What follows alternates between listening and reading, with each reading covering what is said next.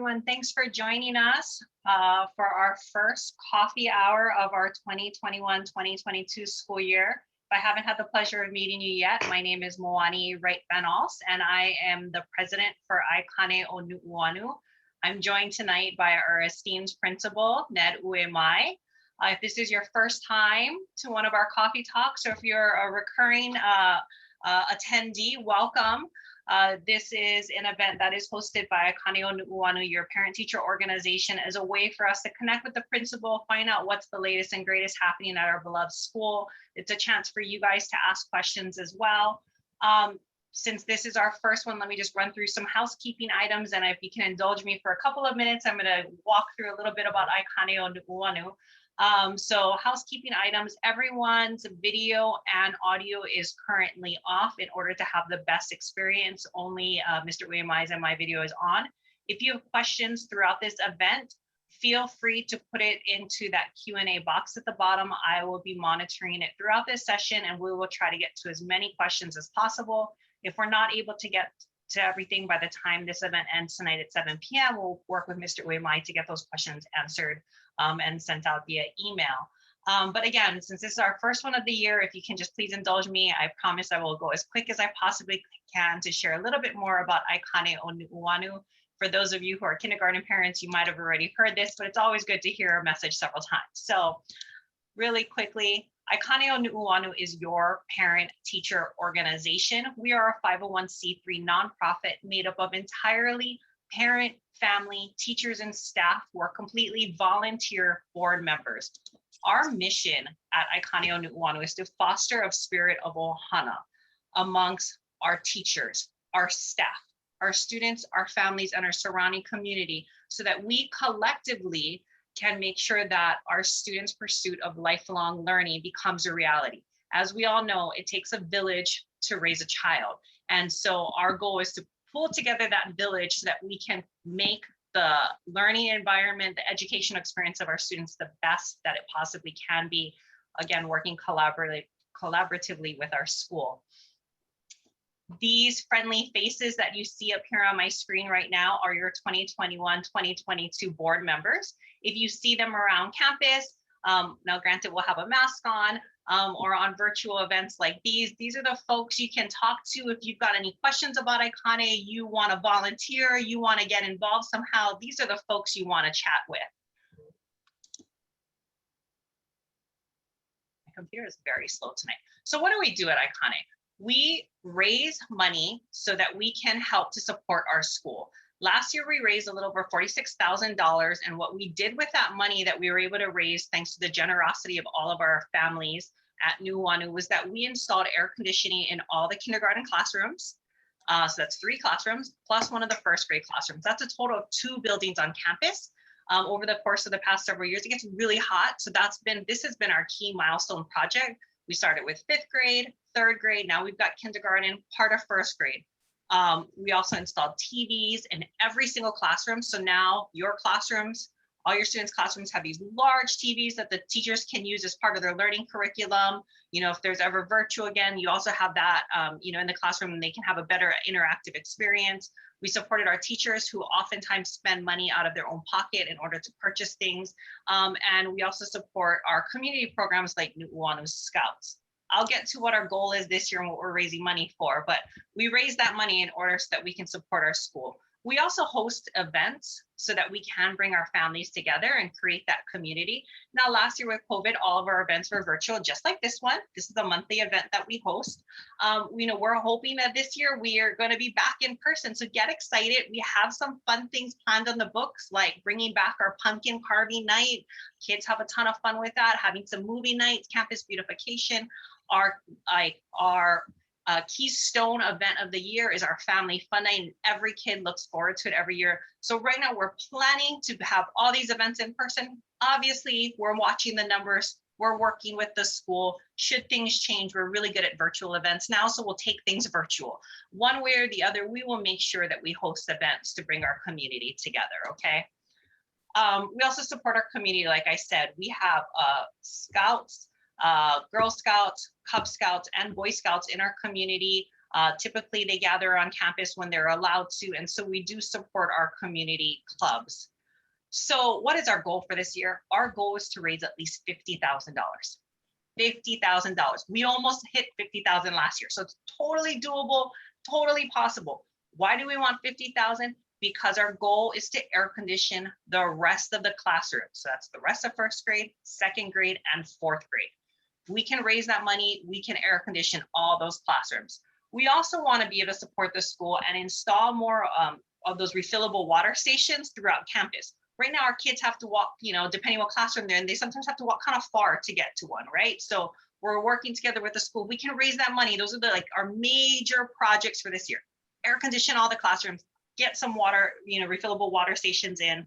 And then we also support other things. We subsidize field trips. We subsidize school clubs. Things that we plan, like family fun night, we have to pay some money out of pocket before we get anything. So, it's really important that we just keep raising funds in order to support our school. So how can you help? You can become a member of Aikane o Nuuanu. That is out right now. You should have all got a paper form. You can also just go to our website at nuuanuschool.org. And you can become a member there. You can donate. Right now, we're doing our fall fundraiser. Rather than ask everyone to go and sell coupons, we're just saying, hey, if you can give money, can you please give a little? If every student on campus donated $200, we would hit our $50,000 goal. So, just for perspective. So if you can give, obviously we know times are tough. So if you can't, don't worry. But if you can, please support right now. That's going to be our big fundraiser for this year. Volunteer in a committee. We're always looking for people to support, attend events, stay connected with us. Friendly reminder, we are selling Nuuanu School t-shirts and masks at the end of this month. Get your orders in if you need one or want one. Typically, when we go on field trips, that is the school uniform. So you're definitely going to want one that fits your kid at this time. So go onto our site as well to check it out. Again, our website right there at the bottom, nuuanuschool.org. You can follow us on Facebook, check us out on Instagram, turn in that membership form, donate what you can to our fall fundraisers, get those t-shirt orders in. If you've got any other questions about Aikane o Nuuanu, don't ever hesitate to reach out to me at present@nuuanuschool.org. And without further ado, I know I've taken 5 minutes to walk through our spiel, and you're not here to listen to me or see me. You're here to talk with our principal. So we'll get going right now. So thank you again for joining our first coffee hour event. And again, we started this last year. It was wildly successful last year. And so we're right now planning to continue it and have these events on the second Thursdays of every single month as a chance for you to talk story with principal. I did receive some of your questions in advance, so I have that in front of me. But again, if you've got questions throughout this event, use that little Q&A box there at the bottom, type it in, I'll be monitoring it and ask those questions. So again, principal, thanks for joining us. Sure. Exciting, crazy times, school's back in session. School's back in session, right? We've been into for 2 weeks now, pretty much everybody's back. It's like a big shift from where we were at last year. How had overall impressions? I'm going to get to some harder stuff. People are asking about COVID. I'm going to get their families, I promise. Sure, but let's start a little light first. So far, overall impression, how's the first couple of weeks been going? Well, I thought everything was going well. I sent home a nice letter, I guess, an email on Friday. I think the transitions were good. Kids were, getting acclimated back in the classrooms. And we had some projects over the summer that I'm super pleased that we were able to accomplish. Some of them, like you mentioned, Aikane, parents, their donations. We got air conditions in 2 buildings. We got TVs in all the classrooms. We upgraded some things where we have projectors and document cameras for the teachers to increase their instructional practices. They can use all these, new technology and devices. We got a new Xerox machine for our teachers to use, much faster than the old one. A new phone system, a new bell system. We're getting our roof in the gym is going to be repaired, or I should say replaced, hopefully within the next month or 2. And so, we had a lot of good things that were happening, and I was super excited all last week. And then I know Friday came, I was really excited. I sent a email to all the parents saying, we had a great transition.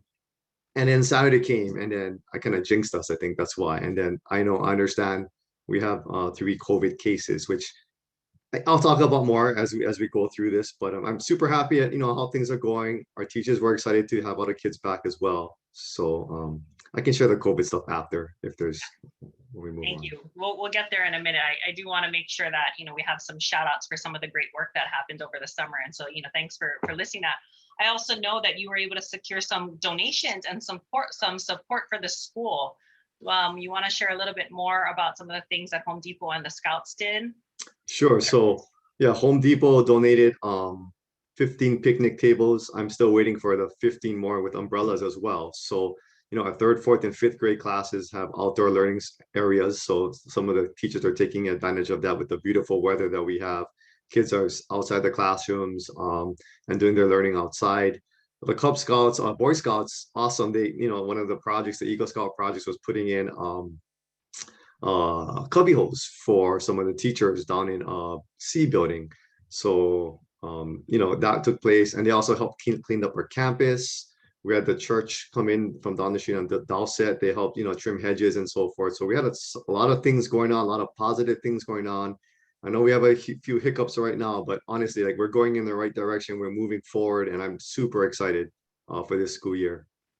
Awesome. And that's so exciting to always hear. Again, we're about having the collective community come together to support our schools. So that's so great to hear that so many community groups are jumping in and helping. And I think that's really important for our families to be aware of. Obviously, we're getting questions in, so I can't stall anymore. We're going to jump to COVID. Can I just say a couple of things before you go into COVID? Absolutely. Okay, so three things is, first thing is we changed our school phone number. So our number is 307-0100.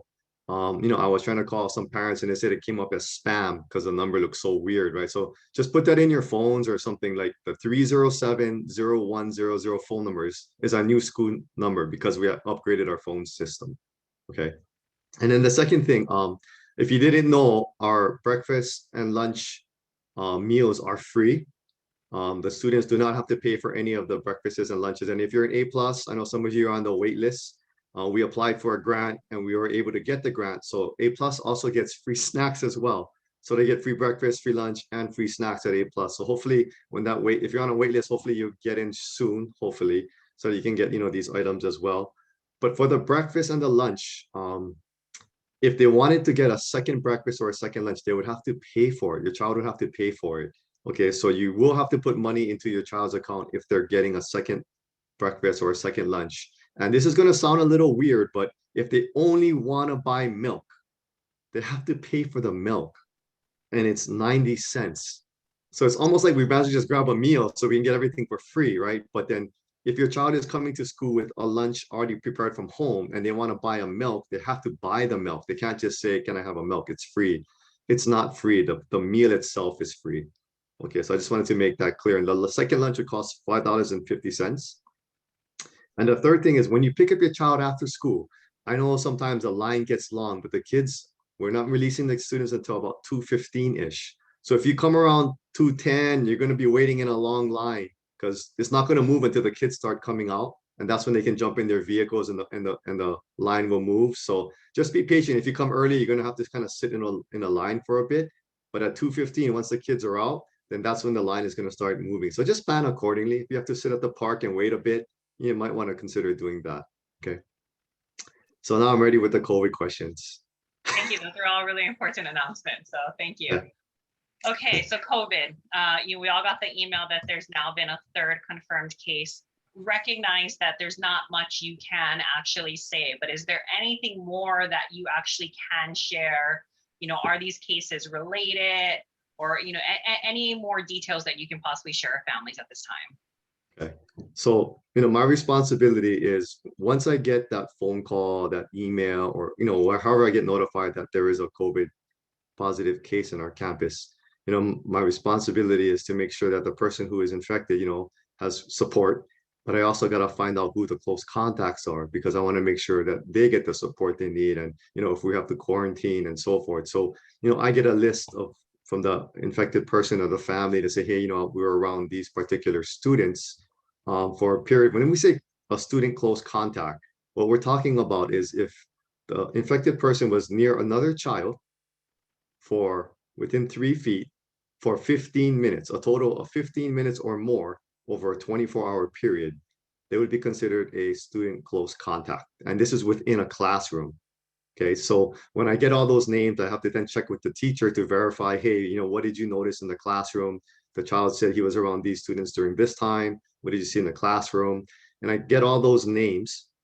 And once I get all those names, I try to contact as many people as I can, the families, to let them know, hey, um, you've been verified as one of those who have been a close contact. And while I'm doing that, I'm also having to inform the complex area superintendent and the COVID response team.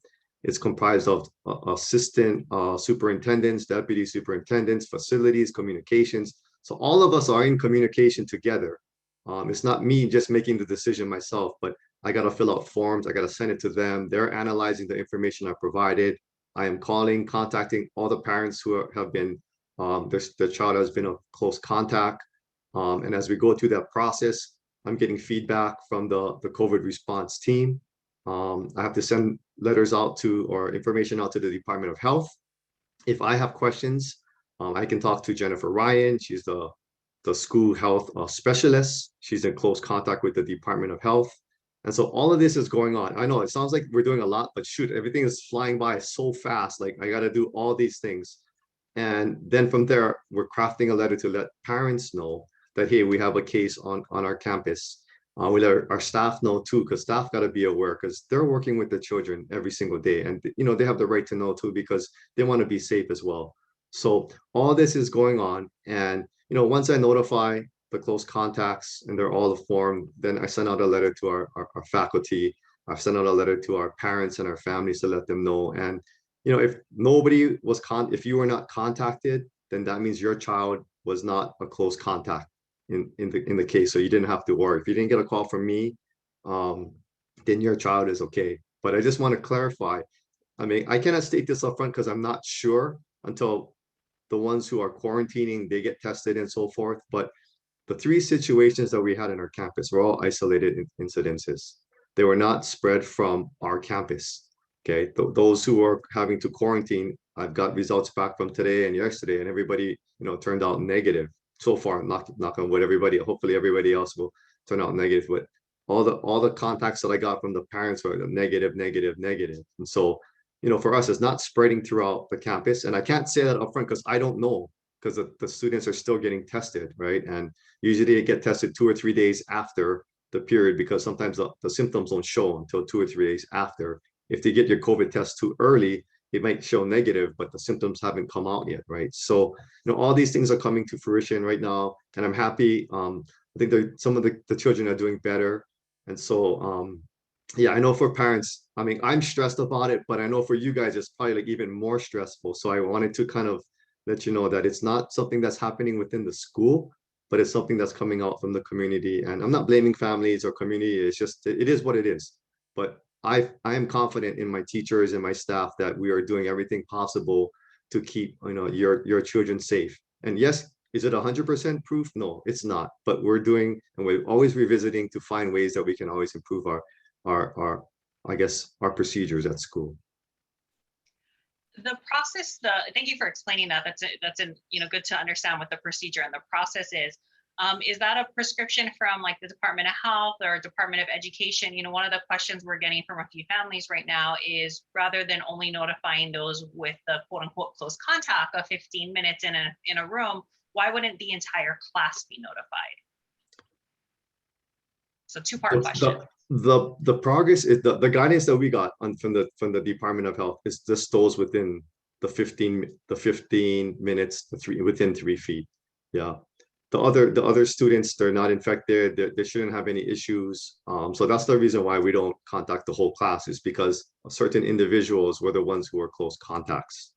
It's kind of like I was giving this analogy, but it's kind of like, anyway, I was giving this analogy to somebody about, like, you're shopping in Macy's, for example, right? You got the men's department, I'm shopping in there, and somebody's shopping in the women's department.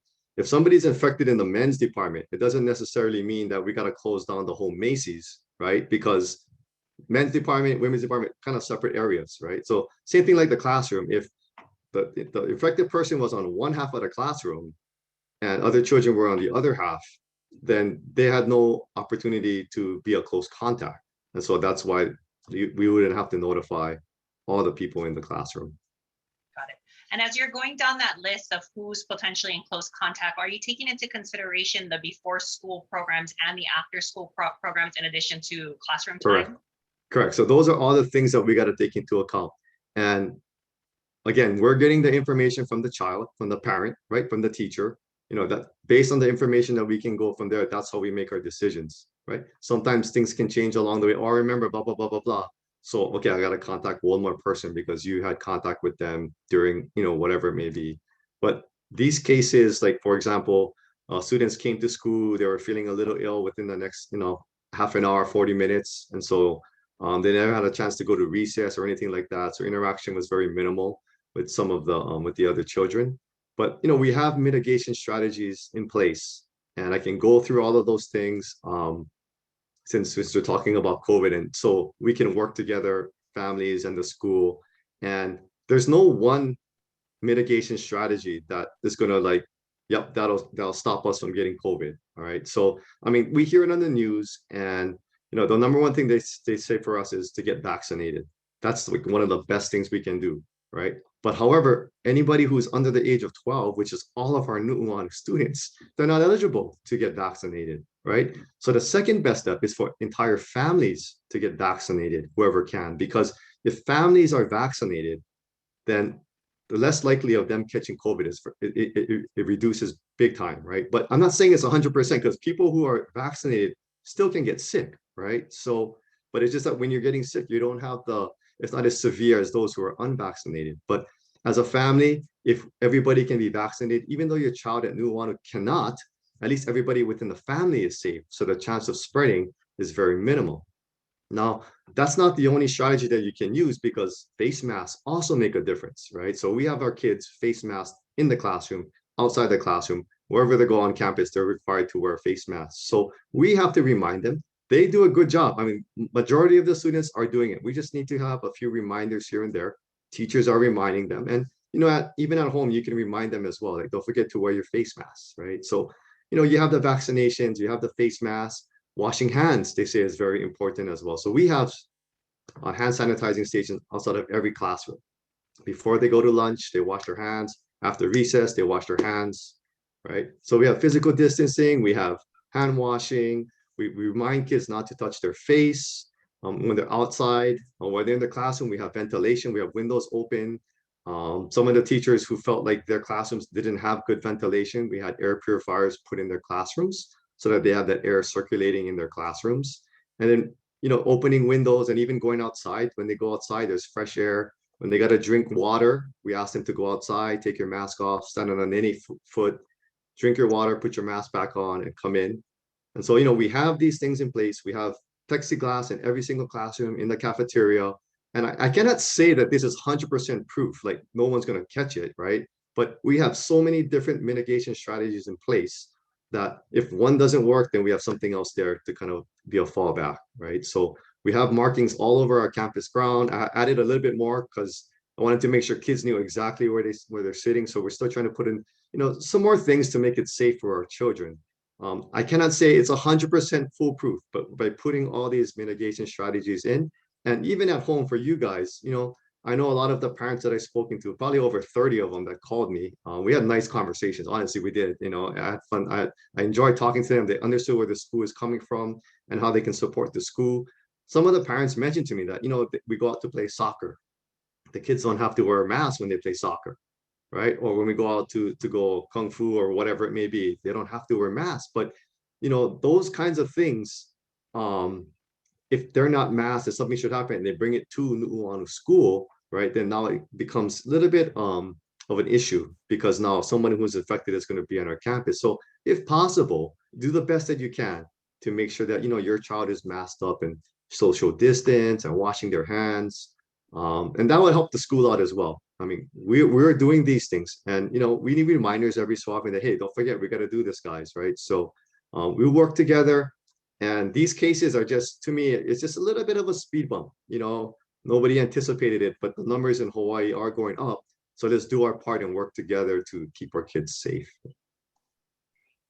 I think the last message you just said about families also taking some responsibility when your kids are not on school to make sure that they're masked up, was actually put here on our chat. And this parent wants to reinforce that and see if you can possibly send a message out to families as a friendly reminder, again, when they're not on campus, that they should be following these safety protocols. In addition to that, though, I just want to confirm, I mean, really, because there's a lot of things going on in here. Obviously, this is a new variant, Delta variant's new, things are still being discovered about it. There's a lot of stuff going on in our chat about it. At the end of the day, though, are you following what the Department of Health is recommending across the board? Correct. We're following the guidance that the Department of Health is providing us. We're having this conversation today, guys, and I know you probably watched the video again. The principal said this, but I keep on forgetting to say, as of August 12th, 6/27, this is what is happening because handbooks change often. I submitted a form one day, 2 days later, I got to submit a new form because they updated it, right? So things are constantly changing. But the one mitigation strategy that I failed to talk about a little while ago is if your child is sick, have them stay home. Honestly, if your child has a runny nose, has a headache, from what I hear from some of the people who've had COVID, they said it's the headaches that really have been like, it's unbelievable. And it's not the headaches where like your spouse is talking to you and you're trying to watch the big game and she's it's not that kind of a headache. It's like it's an intense headache. So if you're feeling ill, sick, or whatever, like have your child stay home. And even if your older child is sick, or I would just recommend just have them get tested or get all your children tested, because if you have to quarantine and do all these other things afterwards, it gets a little bit more complicated, and it affects other people who are also in the classroom or not school. And I know how much of an inconvenience it is as a parent. You got to go to work, man. I cannot stay home and watch my kid. And I get that, you're going to have to figure something out there where, having a job and, making money for your family survive, or keeping your children safe, those things. It's a tough decision for you. You're going to have to make that call. But as a school, we ask if your child is sick or has any type of COVID-like symptoms, if they can just, keep them at home until they feel better. What's the, last year I know the school was doing temperature checks as students were arriving on campus. You haven't been seeing that this year. Are you planning to bring that back? So according to the CDC guidelines, and it was actually in January of 2021, they said temperature checks. It's not like a mitigation strategy. It doesn't really help. But we just continued it because I felt like, hey, we're just going to keep on doing it until the end of the school year, because that was the process that was in place. So we just continued it all the way until the end of June. But if you look in the guidance in handbooks and everything, you won't even see temperature checks in there saying that, well, you got to do temperature checks at your schools, because it's no longer in there. But so what you would do as a parent is make sure that you do a temperature check. That return to school or wellness guideline, there's a link that's on our website. You click on that, it tells you, you do your temperature checks at home. And if your child isn't feeling well, then please, keep them at home. Right. So that goes to another question. So if a student is waiting for a COVID test, and I'm gonna give you two scenarios. One, a student's waiting for their COVID test. Two, maybe sibling was exposed, and then now brother or sister, what should those parents be doing in those scenarios? Are those students allowed to come to campus? Should they be staying home? So that's a great question, because we just found out, well, not just found out, there was talk about that. And I guess at the Department of Health, what they mentioned is if your child is waiting to get a COVID test, then your other children should not be going to school. They should not be going to, that's what it said. If your child is anticipated to get a test, they should not be attending school. For me, I can't say don't bring them to school, but it's just saying that you shouldn't bring your child to school. Just for safety, I can't force people not to to stay home. Some parents, they bring their kids anyway, but the guidance says if your child is waiting to get a test, your other siblings should remain at home. Got it. And if your student is one of those who maybe was notified they were possibly exposed, or maybe they're not feeling good, so they're waiting to get a test, they should be staying home as well until they've got a negative. Correct. And the thing that you have to realize is the quarantine is for 10 days. Okay. If you were exposed to somebody who had COVID-19 and you had to quarantine, even if you get a negative test, you still have to quarantine for the 10 days. Okay, so if your sibling tests positive, the other younger one doesn't, they have a negative test, they still have to quarantine for 10 days. Okay, now the quarantining is when you no longer have interaction with the other person for 10 straight days. So if the person is infected and then your sibling, gets a test and they're negative, but they're still interacting with each other, the 10 days starts all over again from every time they're interacting. So they're not 10 days anymore. It could be 20 days or 15 days. So the last day they had no interaction with each other, that's when the 10-day quarantine period starts. Got it. It's obviously so complicated. Every scenario, is pretty unique or can be pretty unique. If families have questions or not really sure what the proper protocol is, what should they do? I think they should call you. Don't call me. Call Mo. No, I'm just kidding. You can call the office, and things change all the time. You can ask for me, and I'll do the best I can. I'll give you the information that I have at that current time. Things are changing in the DOE, especially with the numbers going up now. Who knows what's going to happen? Like they're talking about like indoor gatherings of 50% now and all that. So, like I said, like we can have a conversation tomorrow if you have a question, but a day or 2 days later, 3 days later, I mean, things can change. Yeah. So every time I try to talk to somebody, I always say it's August 12th, 6:33. At this time, this is what we're talking about, right? So And that's important. So, I guess, as we're watching, obviously the state's looking at rolling back, right? The numbers are continuing to go up. At what point what's the trigger event where the DOE says, okay, let's go back to, we got to roll things back. Maybe not everyone can be on campus anymore. What are there certain trigger points that you're aware of that's going to take us down that path? So for me, that's above me. For me, we just have to make sure that we're prepared.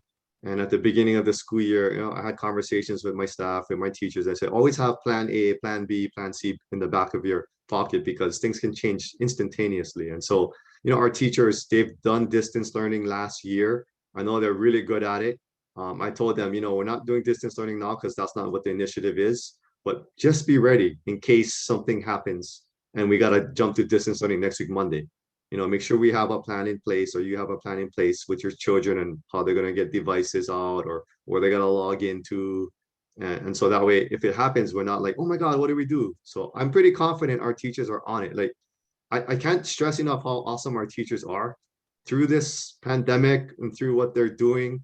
They're having to worry about their own families as well. And, your children are like their families too, right? So they're doing amazing jobs in the classroom. And for me to just sit back and watch what they do, I'm just in awe. So, parents, if, sending your teacher an email, hey, thanks for the work that you do. I know it'll mean a lot to them because really they're under a lot of stress. You may not know it, you may not see it, but they're doing a really good job in the classroom. So if you get a chance on a Friday, shoot them an email. Hey, thanks for the work that you do.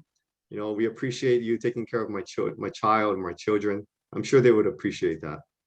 Yeah, for sure. I mean, they've had a very stressful couple of years now. And, we at Iconium and Nuuanu have also witnessed all of the hard work that they've put in. So definitely families, send a shout out to your teachers. I highly encourage that as well. Talking about distance learning, that right now that's not the plan, but what about the students who maybe are home because they're quarantining or they've been potentially exposed? You had talked about if it's a sibling case, there's the potential really honestly to be quarantining for 20 days. Is there a plan in place to support those students so that they can continue to learn while at home? So depending on the child and how long they're going to be out for, I mean, 10 days, yeah, 10 days.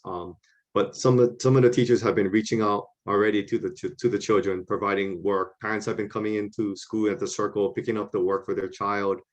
Some of them are going online, trying to touch base with the child to see how they're doing. So depending on the teacher's skill set, technology wise and all that, they've been trying to fit things in. So every teacher is going to be a little different. Some people may use email, some may call, some may use Google Classroom and so forth.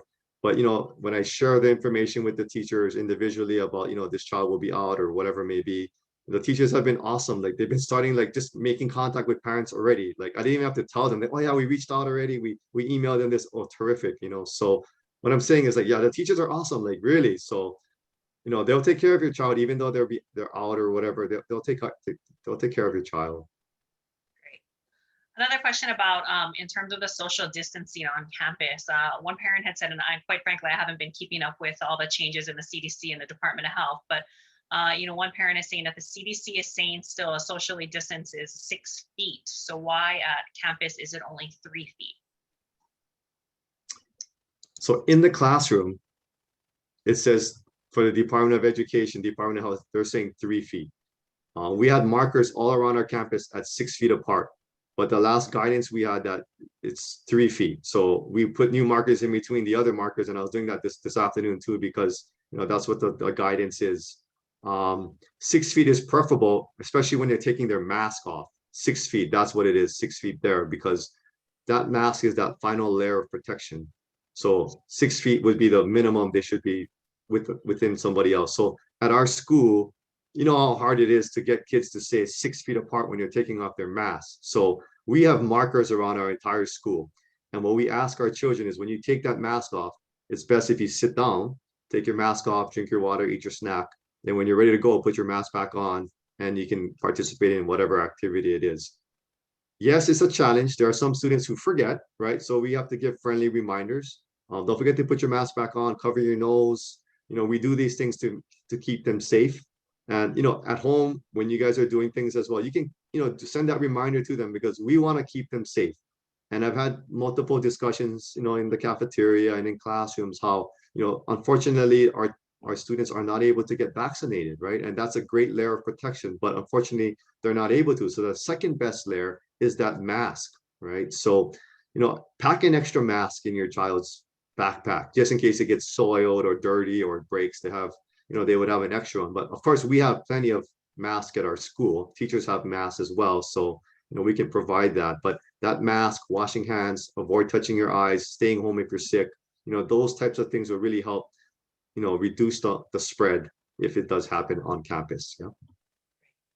After school programming is going to get started soon. First of all, thank you for bringing in so many additional after school programs. When we did a parent survey previously, that was one of the highest requests of our parents, was to bring more of a variety and diversity to our after school programming. So that's about to get started. So relating back to COVID, are you ensuring that these after school programs also have similar safety protocols in place with the distancing, with the mask policies, et cetera?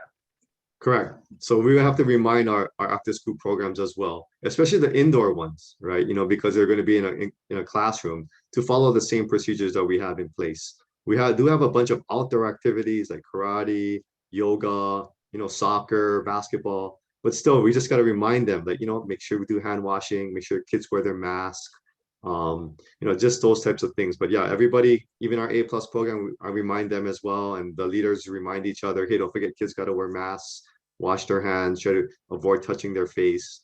And again, we have plexiglass inside the rooms and all that. And the CDC kind of mentions like plexiglass does nothing. But to me, I think it does, in my opinion, because if I'm talking to somebody and yes, I have my mask on, but if something should spit, it goes on the plexiglass. I'd rather that happen than no plexiglass and it goes on the other person. But again, everybody, you talk to CDC, they're saying plexiglass, it doesn't really do much. But in my opinion, I go to restaurants, I go to the bank, they all have plexiglass. So it must be doing something right with that plexiglass. So just sharing that. Anything, it's a visual reminder, right? Right. Personal space, right? Personal space. One of the concerns that's coming out from some of our families, of course, is this idea of my child, heaven forbid, gets COVID. And we have to ask them, okay, who have you been around for 15 minutes? Our kids are young. Half of them probably are not paying attention to who they were around. Sure. So there's the possibility that they might have been around someone for that 15-minute period and maybe didn't report it. I guess, are there other things that are being done to really try to investigate further that 15-minute close contact potential? So again, we have to kind of determine where the individual was, whether they're staying, whether outdoors or the indoors. We talk to the teachers who kind of know where their child was. And again, the big keys are the mitigation strategies, right? Masking, space, washing hands, all those things. Like I mentioned it, a number of times already, but we cannot be everywhere. The child's not going to remember everything, right? And I get that. But if we all follow the mitigation strategies, that's all different layers of protection for us. There's like 10 of them. If you do all 10 of those things, if you forget to do 2 things, at least you got the other 8 that you kind of followed, right? So nothing is foolproof. I know that already because people who are vaccinated are still getting sick, right? But again, do the layers. The more layers that you have, the safer it is. You know, even for your as a family, when you guys go out to eat dinner, you guys go to the mall, make sure that when you get home, you wash your hands right away. My wife, wash your hands as soon as we get home, every time. Oh, okay, I'll wash my hands. But those are just reminders to keep you safe, right? So that when you touch the remote control on the TV, you sit on the couch and you touch something, at least your hands are not contaminating everything else from when you're outside, right? So just things like that, make a big difference. Obviously anxiety is getting, high amongst families and across the state. And I guess one of the questions would be if a family is not really feeling comfortable right now with their student being on campus, is there an option to distance learn during this time? So last year when we did distance learning, a lot of the resources, the people who are teaching distance learning were actual teachers of Nuuanu school, right? So the plan for this particular school year, based on the superintendent's directive at the end of last school year, was we want all in-person learning. And so we put all our resources back into the classroom. And so we don't have teachers that are going to be teaching the distance learning class. So we worked with the Department of Education and they came up with this K-12 Stride online distance learning program. And it's just computer generated. There's no real teacher interaction. Everything is based on what you watch on videos, do the work online. If you needed support, you could call a phone number. A teacher on the other end could pick up. It's not an Uemae teacher. It is some type of other educator or tech specialist if you need tech support, and they'll be able to answer whatever question you may have. Well, you may have to leave a message and then they'll get back to you. So, some of our families have elected to do the K-12 Stride program. Very minimal. I think it was like only 9 families. And, everybody has different situations. Some families have medically fragile family members that they cannot get sick at all, or something could happen to their family member. So I totally get it, right? So, but a lot of our families this school year elected to come back face to face. And I think it's because I think we have a pretty good system in place at our school. Is it perfect? It's not perfect, but we're always trying to make it better, each day, every day, to keep our kids safe, to keep our staff safe. So I'm confident that, what's going on in the classroom, the learning in the classroom, I think it's much more better experience for our children than learning online. But again, as a parent, health is also important as well. And it's up to parents to make that decision for their child. And if a parent decides now, they're in person, but they want to change, they just call the office to have that So conversation. they could call the office, they would probably talk to me, and then we'd probably go over a checklist as to making sure that they have these parameters in place, because the kids who from other schools, from what I hear, their learning loss has kind of grown a lot. We were fortunate last year, we had teachers actually teaching the class, right? But from other schools, they said this distance learning thing just wasn't working. Like the kids came back and they struggled because all they were doing was just with a computer. Again, our Nuuanu teachers did a fabulous job, working distance learning, trying to keep everything as in pace as what the classroom was doing. So it was like almost synchronous kind of, So, but again, this online program is just computer. It's just watch the video, you're stuck, you can call someone to help you or watch the video again. So I would prefer in person, but again, for each parent, it's really up to them what they want to do. Thank you. Just want to throw out some shout outs that came in on our Q&A, just saying thanks for everything you guys are doing and thanks for keeping the plexiglass. It's better to err on the side of safety. So thank you. I've been able to actually get through all of the COVID questions we've got to date. So I'm going to move on to some other things, but I'm still checking the chat. So if more come in, we may come back to that topic. Continuing on kind of the line of safety, a question had come in before tonight's event about there's the back gate at Nuuanu Elementary School, and wanting to ask if that gate is closed during school hours. We bought a guard dog to stand by the gate. So that no, I'm just kidding. The gate is closed at 8:15. Mr. Ron, our custodian, our awesome custodian. If you guys see Mr. Ron on campus, you see Mr. Mike or Mr. Uncle Roy, you guys got to thank those guys too. I mean, those guys are phenomenal at all the things projects that asked them to do. They're phenomenal. They do everything that we ask, and what more can we ask for? Like our office staff is amazing too. But anyway, getting back to your question about the gate, Mr. Ron locks that gate. He opens it in the morning. He locks that gate at 8:15, and then half an hour before school ends, he opens it up again. So it's all in the handbook that we sent to the parents. If you read the handbook, it has just basic information in there. And just on a side note, Mr. Ron comes to work at like 5 in the morning. And he just like he sets up the school and make sure everything is ready to go, so he's phenomenal. He doesn't have to come at 5. Like I'm still in deep sleep and the guy is already coming into work already. Mr. Mike and Mr. Roy, they make sure the classrooms are super clean. They spray it down every single day, shoot down sidewalks when they have a chance to. So, for me, that's why for me, I think the school for me, looking at everything that the teachers are doing, our custodial staff is doing, I feel it's a safe environment. Honestly, we just got to work together where our kids who are at home or think outside activities, just make sure they're masked up, make sure that, they're safe so that when they come to school, it doesn't like break the bubbles and things like that. Great, thanks. Talking about after school programming is starting to happen next week. How does that work? Do parents need to come to school, get their kids from the classroom and drop them off to the after school program? Can you explain how that whole transition is going to work? So if your child is in A+, for example, after school, we bring all the children down to the circle. Kindergarten and first grade are the only 2 grade levels that get picked up from the classroom by the A+ leader and walk down to the cafeteria. And so after school program, the provider had asked them to go straight to A+ and say, hey, these are the kids that are in my program. Can you please have them come with me? He'll grab them physically so we can see there's a connection there. We're not just, send them up to the field. There's got to be like a connection there. And then those who are not in A+, I think we asked the providers to have them hang by the flagpole so that after he grabs the A+ students, he grabs the other students by the flagpole and they go to their destination. After their class is done, I'd ask them to make sure they walk the child back down to A+, because I don't want them to say, hey, just go down back to the cafeteria, because our kids, they're gonna get to the cafeteria, but they may stop by the gym, the circle, the nene goose, and so they're gonna walk them back down to the cafeteria, drop them off at the A+ program. And if parents come to pick up their child, then they can pick up their child at the circle. So that's what the plan is for the after school program. I think there are a couple programs though, like Bricks for Kids, and there may be a karate program where there might be a 45-minute gap in there because there's one class that is at like say 1:45 to 2:30. The second class starts at 2:30. So there's going to be a little bit of a 45-minute gap in between there. So kids might have to wait outside the cap, but hopefully those are the students who are in A+, so that way they'll be monitored. But that's the only drawback for a couple classes, because there's such a big enrollment that the provider couldn't fit everybody into one class. So she had to make 2 separate classes, so those are things that you may have to check with the provider. The phone numbers are in the sheet, or you can go onto your parent handbook and it's listed in there, or on our school website.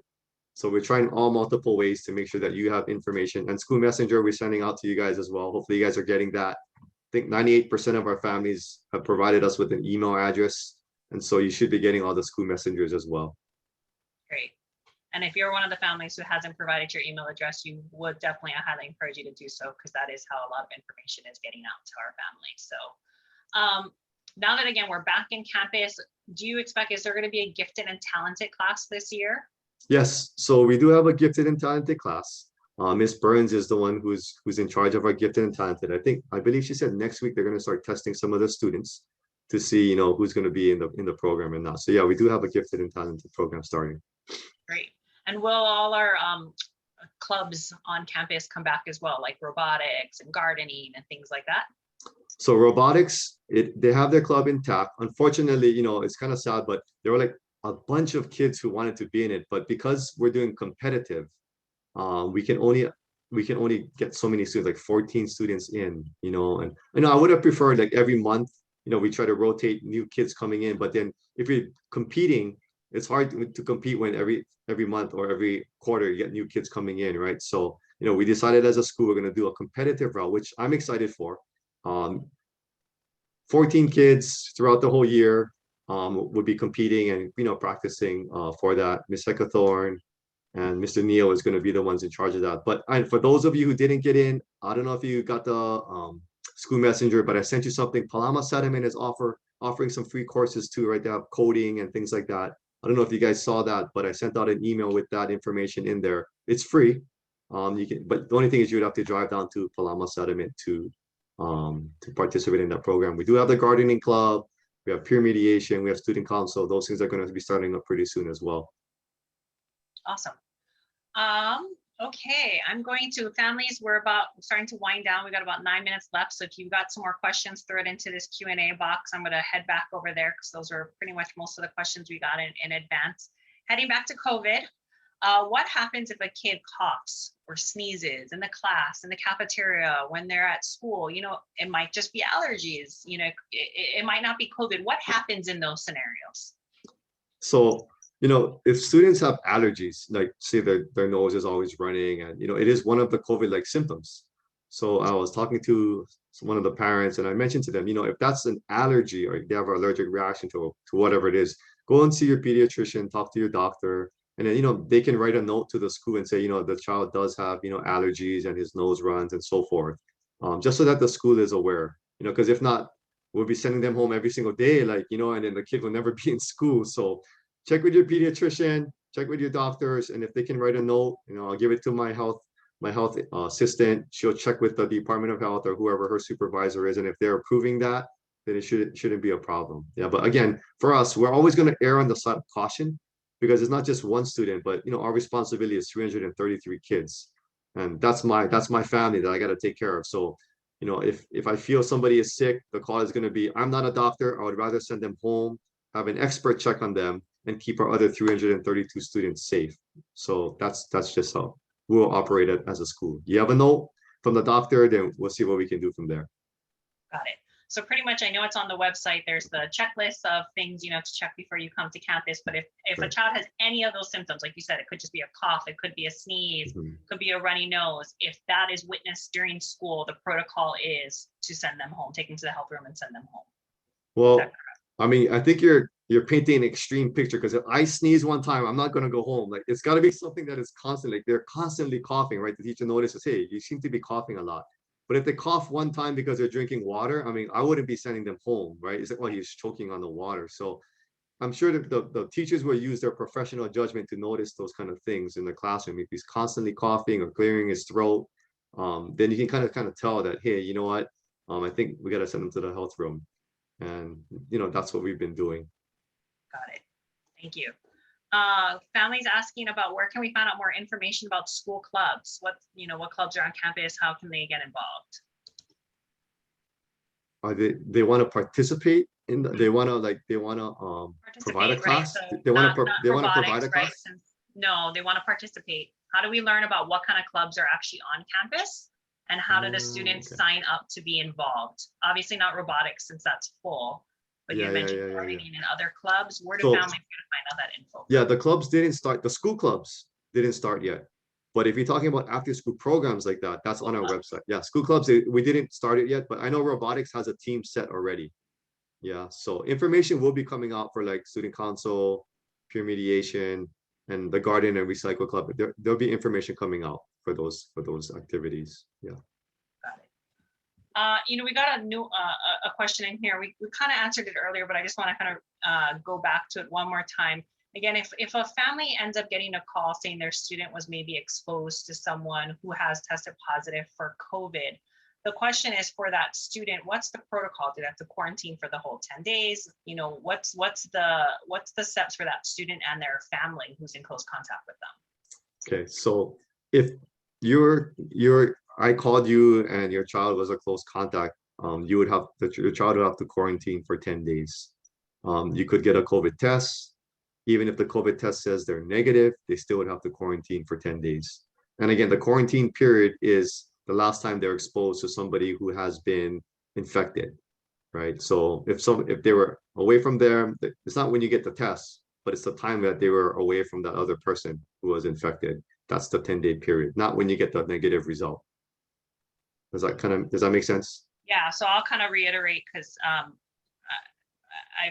I know of situations with the Department of Health. So let's say your student has been exposed.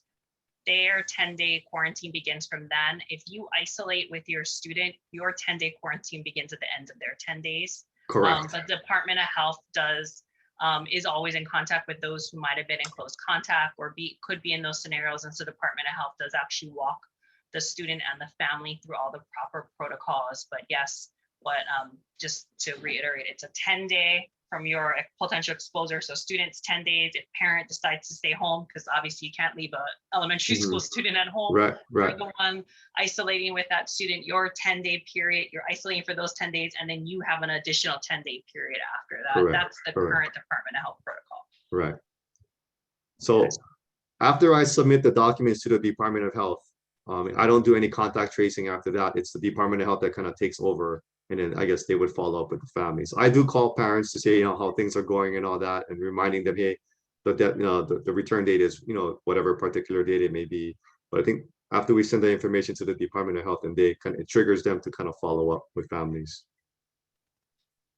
Great. Last question, and then I'm going to start wrapping it up since we're a couple minutes to the end. What grade can students begin to participate in robotics club, even though, again, it's not open right now at the moment? I believe it's starting from 4th grade. They started the robotics club from 4th grade. I know there wasn't anything last year because of COVID and so forth. Previous years, I cannot say. I don't know what it was previous years, but my understanding is from 4th grade. Okay. Sorry, I am going to ask this one more question that just came in about the, if your student is one of those that's quarantined for 10 days, does that count against their absence? So they are considered absent, but it's an unexcused absent because they're required to stay home. Yeah. So they're excused to be. Yeah. So here's the thing that I kind of wanted to share too. It's kind of important that you kind of keep up to date with the state of Hawaii's travel guidelines for those who decide to travel out of state. When you come back, between the 72-hour period before you come back, you have to make sure you get a COVID test. Okay, and it has to be negative before you get on that plane to come back to Hawaii. And based on what I heard, is when you come back, you have to take another COVID test. Okay, so just realize that too. For those of you who decide to go on trips or anything like that, it's not just one COVID test before you come back. When you land, you also have to take another COVID test that has to be negative before you can return to school. Okay, so just making sure everybody heard that. And that's for those who are unvaccinated. I think it's for everyone, if I'm not mistaken. Okay. We'll have I everyone, could be wrong, families, but go look up just the double check. safe travel. Yeah, safe travel guidelines for the state of Hawaii. But again, that's today. Tomorrow it could change, right? You may have to take 3 COVID tests before you can come back. I don't know, right? Because of the numbers. So that's my understanding. And to keep our Nuuanu families and our children safe, better safe than sorry, take a test, right? Just to make sure that your child, your family will, when they come back to school, they'll blend right back into the families here at Nuuanu, and everybody will be safe, right? Good advice, definitely good advice. Sorry, families, I know folks are still sending in questions, but we're getting right to 7 right now. So what we'll do is we'll take these questions, anyone who sends in more through this chat, or if you want to email me directly, I'll take these questions, we'll get it to Mr. Uemae, and we'll respond to you directly or get on an email later. But I do want to make sure I'm cognizant of everyone's time since it's just about 7 o'clock. So thank you guys for joining us. Tonight was obviously a tough topic. COVID is on the mind. Thank you, Mr. Uemae, and everything that your staff and your teachers are doing to, take all the precautions possible. Obviously recognizing, like you've said several times, it's nothing's going to be 100% perfect, but definitely all the efforts that you guys have put into place, is making it as safe as we possibly can be. As family members, we have a responsibility as well to make sure we're doing that at home, keeping our kids masked, making sure we're doing those daily checks, because again, we're all a collective family. So the only way we're going to get through this is by continuing to work together and all do our part to support. Moani, if you have time, I don't know if you do or not, I don't know what your time constraints are. If you want me to finish up answering the questions, I'll answer the questions so that way, they don't have to send emails to you, and then I can stay on. I don't have a problem. Okay, sure. Families, hey, if you want to stay on, we'll go on for a little bit longer. If you got to start dropping, feel free to drop, and I'll go through these questions that are up in here. Away from COVID, gifted and talented, is that available to all our grade levels? It's just for 3rd, 4th, and 5th graders for now. Got it. Thank you. If a student is at home quarantining, is schoolwork provided for those students? Yes, we will do our best to provide the schoolwork. Again, the teachers they're not doing distance learning or anything like that. So when they have the opportunity to get the work together, they're going to get it to the child by email, or they can pick it up at the office, or it all depends on what's the best for our teachers. Because some teachers are very tech savvy, so they can send it via email real quickly. Others may put a packet together, and leave it at the front office. But they'll be in communication with you if that situation should ever happen with you. Great. Folks are hearing, of course, with all the spikes in the numbers that there's only so many contact tracers as well. So it's getting pretty overwhelming. As part of your process, are you actually notifying those identified close contacts before Department of Health or as part of the process? So I'm contacting those close contacts first. I'm the first contact person because I know if we send it to the DOH, they may not call the families until like a week or two later. So as soon as I get the call from a parent that says, "Oh, my child is infected, is positive," I'm on the phone. I'm asking who exactly they came in close contact with, and I'm calling those families. And that's the reason why I gave the school phone number in the beginning, because some families said when I was calling them, it said spam, so they didn't want to answer the phone. So I was like, "Oh, you gotta answer it," because that was me calling like 5 times, so I had to leave a message. So I am the first contact, and as soon as I get that call, I call the families that were possibly infected. Yeah, the child that was possibly infected. Great. I know we answered this before. I just want to reiterate, if a child in a class is COVID positive, will the entire class be notified? The answer was no. No, It is only those who are within close contact, which is defined by, one more time, can you repeat that? it's a student that was within 3 feet of the infected child for 15 minutes or more in the classroom over a 24-hour period. Okay. But when you talk about going out to recess and so forth, that's also included in there as well, right? So even in the classroom, if they weren't sitting next to that child, but during recess time they're playing together, that counts as minutes too. Okay, so if they were playing with kids in another class, even though the affected child wasn't, in the other class with the other children, those children may have to quarantine because they're playing together at recess time. Yeah. So all that information is what we have to go and ask different people to find out who is playing with who, ask the child who they're playing with and so forth. And I have to follow up with all the parents and children as well. Got it. Well, some of the families are wondering, even though the protocol is just to notify those who are in close contact, could the classroom just get a courtesy notice? All the families in the same classroom. I guess that's a possibility, but for me, I'm just doing the guidelines as it is. I'm following it exactly to a T. Elementary is a lot different from high school, right? Because high school, the kids transfer from place to place, and I'll follow up. I'll see what the protocol is with the department, because I want to just be consistent across the board with what I do. That's why. Yeah. Great, thank you. Yes, we did have several requests that came in for that, so Yeah, that would yeah. be great to follow up on. Is there a certain trigger you actually have to close down an entire classroom? There is a percentage. If a number of percent of students are infected on the campus and it looks like there's a spread, then the school would shut down. But it's not my call to shut the school down. Again, like I said, when I get a COVID case, I contact my supervisor, who's a complex area superintendent, and she sends the message out with that form that I submitted to her, to our COVID response team, consisting of assistant superintendents, deputy superintendent, facilities, communications. All these people are involved in the decisions that we make. And then based on the guidance that they provide me is the next steps that I do from there. And just to reiterate what I know some families joined a little late at the very beginning, Mr. Uemae did share that the cases that are on campus so far have been isolated incidences. So it's not Correct. looking like it is a school community spread Correct. at this point. So let's keep our fingers crossed that, these isolated incidences are POW and we're getting through this first bump in the road at the start of the year.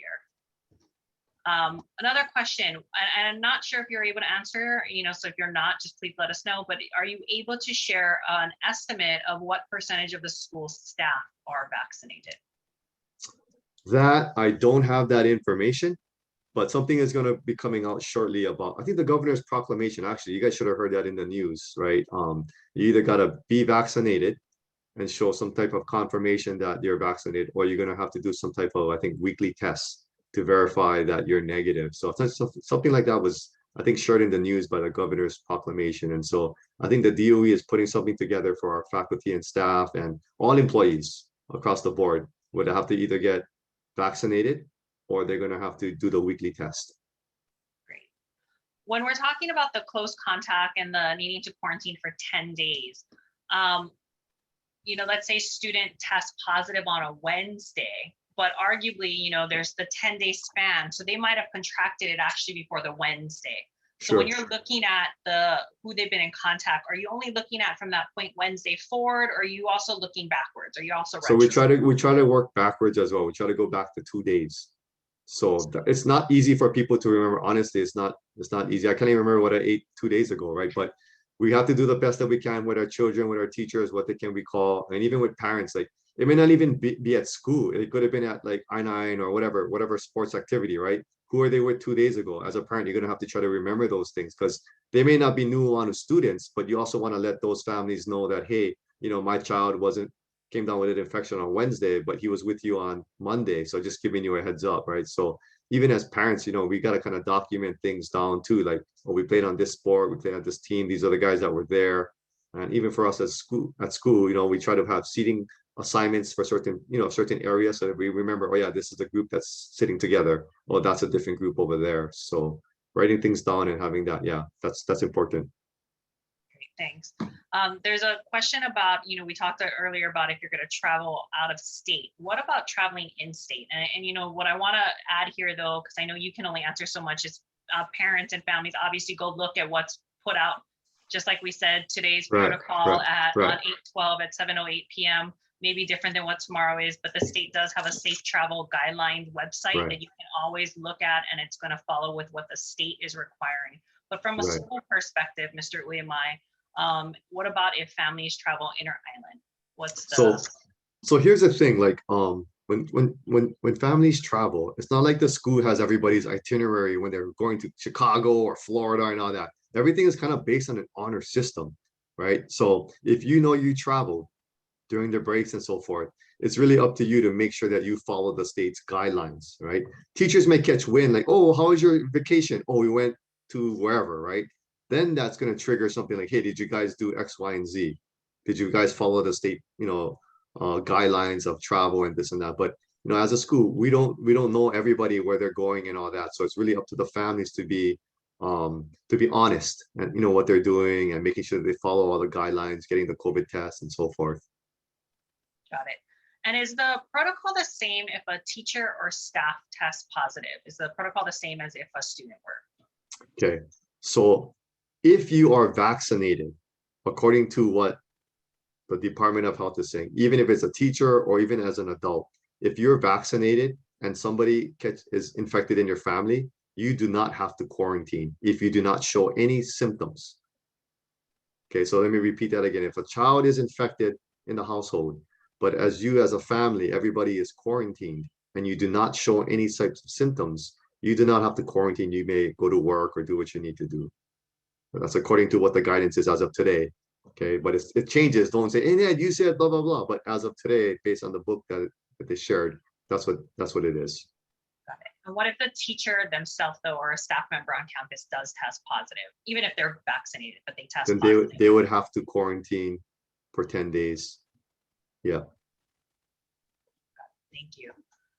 It looks like we actually were able to get through the rest of the questions. So thanks for staying on that additional 10 minutes. We have Sure. some chats in here saying thank you so much for your hard work. Great job. This was really helpful and informative. So thank you so much for bearing with us and being able to answer all of our families' questions tonight. Families, thanks for joining us for our first coffee talk of the year. This is, again, will be held monthly. So it's always the second Thursday, except if it falls during a break time. You can check out our website at nuuanuschool.org to always see what events we have coming up and to make sure that you're registered.